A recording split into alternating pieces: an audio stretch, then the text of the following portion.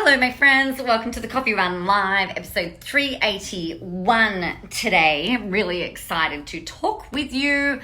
And I think, that's better. Jesus. I don't know what day we're up to. I know we're up to like day 95,000 of no lashes. It's driving me crazy.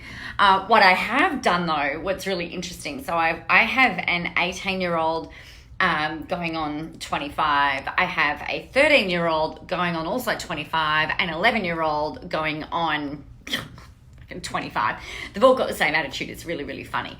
But one of the things that I think is really kind of cool that I've been doing and working with Tiana, my oldest daughter, is we've bought a whole bunch of lash extensions so that she can learn how to go through that. We've bought a course for her to learn how to do all of this stuff. And I can't wait to be the guinea pig for that. So we'll wait and see what happens with that. It's really weird seeing photos of me and the videos of me without any kind of eyelashes at all. I don't like it. It's really funny how you get so used to seeing a certain reflection and then it goes and changes. That's not really what I wanted to talk to you about today. It was not about my lack of lashes, and I know you don't listen to me because of my lashes, but you know how we do things that just kind of makes us feel better? It could be working out, it could be eyelashes, it could be showing up to your work day with makeup on, or having your nails done, or just, wearing something that you feel really good in. Lashes are a bit like that for me, so I'm really feeling the pinch. So what I did want to talk with you about, hello Tanya, welcome to Monday. Welcome to All Access as well, by the way, Little Miss Badass. I'm so excited. You should have got all your logins for that this morning. Good morning, Martha. How are you? So what I wanted to talk to you about is that, we've all got these... We're all navigating these really weird times, right? And it's like times of uncertainty and unprecedented and all of that kind of thing. Hi, Lizzie. Hi, Ash. Ash, you should have your logons as well. Welcome to All Access. So excited to see you in there. The thing that we have, I guess, like a lot of the things that can happen where we can all get really overwhelmed, we can get confused, we can get stuck, we can get stagnant. And I think one of the easiest ways that I have found for me to manage my mindset, and I deal with anxiety, personally, I wouldn't say a lot, but I'm like that's just something that I have to cope with on a reasonably regular basis. Anxiety in a whole range of different forms, shapes and forms that presents, like a lot of us. And I think one of the things that I have found for me that helps me get out of overwhelm and out of anxiousness and things like that is really just getting in service. Now, I remember years and years ago, I remember hearing this thing about, get out there and have a servant's heart. I'm like, what the fuck does that even mean? I don't even know what that means. I think I know what it means, but I don't fully really get it. And I think the thing that I realized for me, the way that I frame that is around adding value. So there are times I know for me where I'm just like, holy shit, I've got all of this stuff to do. I've got all of these programs I've got going on. Hi, Gerda. Welcome to Monday. And I think the thing that helps me when I'm overwhelmed or anxious or stressed or anything like that, I need to reset and think, all right, what can I do for someone? How can I help someone else? Because it shifts the insular kind of thinking to helping someone external to me. So this morning I've been working with clients, helping some clients with dealing with some interesting customers, shall we say, that have kind of come their way and helping them to navigate that type of thing. So I've woken up feeling a little bit like, that bubbly kind of butterfly type of anxiety that kind of sits really really around in your solar plexus. That's kind of where it sits for me.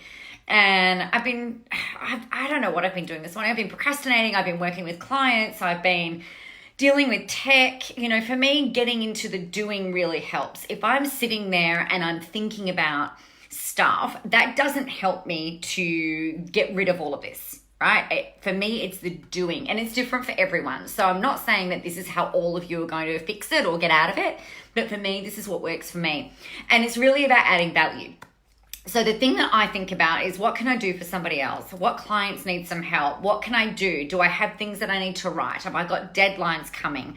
Because I know if I've got deadlines coming, or if I've got a course to deliver, like I'm delivering Video Rockstar today in about 45 minutes, module number 3, so excited. I make sure that I've got everything ready for that. I've got the all access stuff ready to go. And I think like when I've got something to focus on, it makes it easier for me to put one step in front of the other, and then the next step, and then the next step. So some of you don't have clients. Some of you have had everything implode. Some of you have had your lives completely turned upside down, and it can be really freaking hard. So I get it. So the thing that I would have a look at, I had an article published on, I think it's channel 9 Honey. It went up this morning. I posted the link up in an earlier thing today. It's like something that you could do is create a side hustle. And if you're going to do that, have a think about some things that you might be passionate about. Have a look at the article. There's a whole list of things in there. And I think the thing that you can consider it in that respect, if you're going to go and build a side hustle, if you're going to, or at least get the foundations built, right? You don't have to be going out and selling your stuff today. No one's telling you to do that. But if you can get into the doing mode, then it can help that other stuff kind of fade a little bit, even if it's temporarily.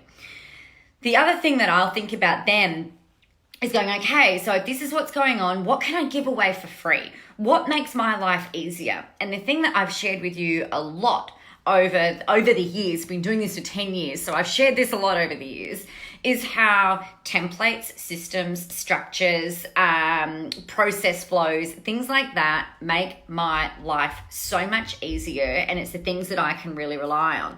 So one of the things that I've put together is like a whole long list of things that I can create for free that are helpful for people, right? So from a marketing, from sales, from personal branding, from videos, like everything that you could possibly want, like lives, planning, content minces, how to tell stories, content mapping, reverse engineering, how to track your money, work at home badasses, terms and conditions packs, all of this kind of thing.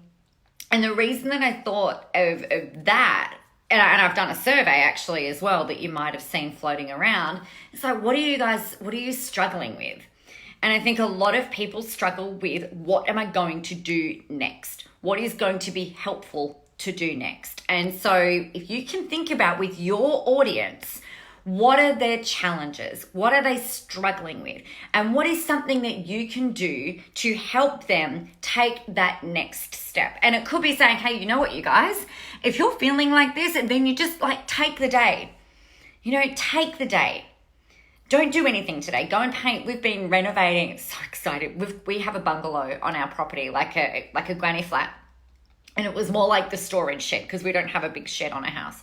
And we've cleared it all out, and my daughter's talking about moving into it. So they've started painting in there, and I've got I bought a new kitchen to put in there. Hi, Lisa. Put a new kitchen to put in there. I've got a new bathroom and stuff to put in there, and my daughter's actually gone over there. Having a project for me is something that I find super helpful. So whether it's a project of adding value for you guys, whether it's a project of helping my kids, whether it's a project of like batch cooking for frick's sake, which, I'm not a fan of cooking. I think you all know that already. Getting into that is helpful. And there are some days where you just have to go and work on a project that does not relate to business, if you have that capacity. Some of you, I know a lot of you, there's a lot of therapists on the call, the live this morning. A lot of you don't have the flexibility, let's say, to just take a day, because you've moved from seeing people in person to seeing people on using telehealth. And so you don't have that luxury necessarily of just going, oh, I'm having the day. I can't do this today. So, if you have that capacity, if you want that capacity, then make sure you're using your weekends to do other things that don't relate to business. And I think that's the other thing that, just to remind you all. Sometimes when we're working from home, it can, or particularly when you first start, and this was me, it can be really, really hard to walk away.